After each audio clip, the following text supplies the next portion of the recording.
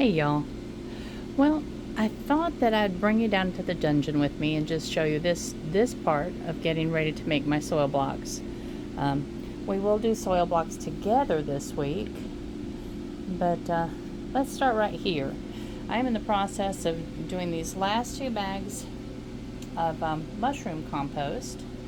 I've done 2 bags, and the first 2 bags that I did, you can see how dark that is.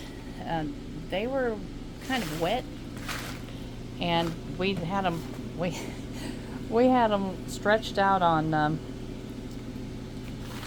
help me here, on a big tarp for a couple of days, and then we brought them in the basement and put them over by the wood stove, and finally got it dry enough to actually be able to sift. But let's show you the process of this. It's not fun, but it's absolutely necessary. Oops, sorry. I'm scooting you around. When you're working with soil blocks, because they're so tiny, when you mix them together, you have to make sure that the ingredients that you're putting in, and obviously this is very dry. You can see all that dust coming off of it.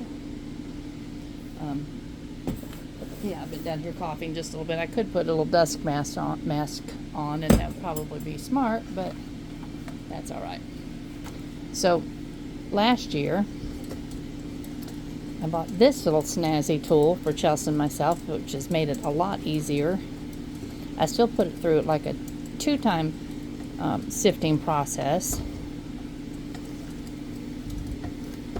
and just to get all of the big chunks out.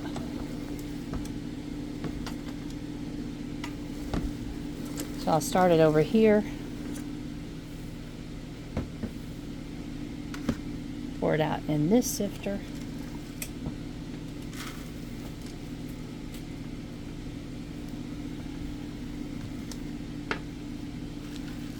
and then I'll sift the rest of it. So you can see how many big chunks there are. That's with any potting soil just almost that you get, or any kind of compost. Obviously you cannot use that stuff in a small little soil block. And then when I get all of it, let me move this out of the way. When I get all of the rest of it from there over to here, I will move it on over to here. This is my final product over here. I know I'm shaking around all over the place, but it always surprises me how much there still is, even after putting it through that process.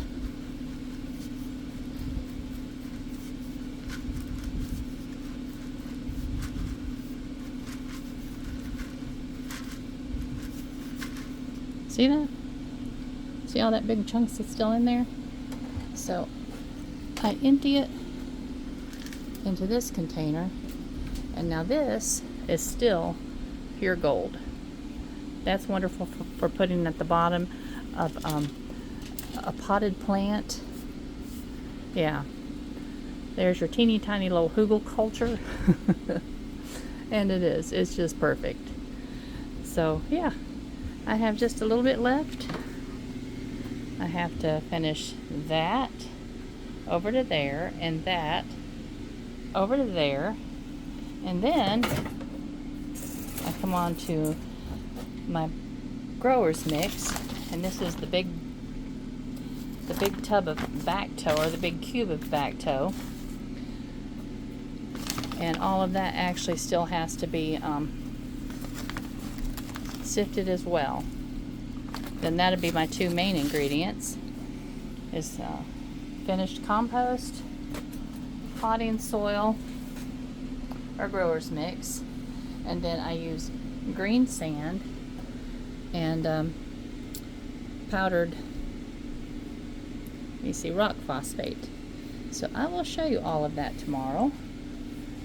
But for right now, I'm going to get this finished. I hear Hugh. He must be coming to tell me dinner's ready. Bless his heart. That's been his job. But Chelsea and I are going to try to get some meals in the freezer. Excuse me. Yeah, I'm breathing too much mushroom compost. But we're going to try to get some meals in the freezer so that by springtime we're going to have an easier time of it. Because, I mean, he doesn't mind cooking, and he does an excellent job. But he's going to be busy this summer, too. And that'll just free up some of my time, because he cooks, but I clean. And I love that man, but he is a messy cook. So it takes me a while to clean.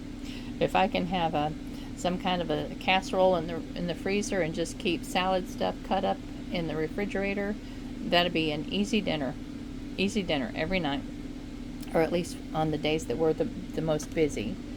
But all right, y'all, just wanted to give you a little peek into this part of the process, and I will show you more within the next day or two. Have a wonderful evening. Love you much. Bye bye.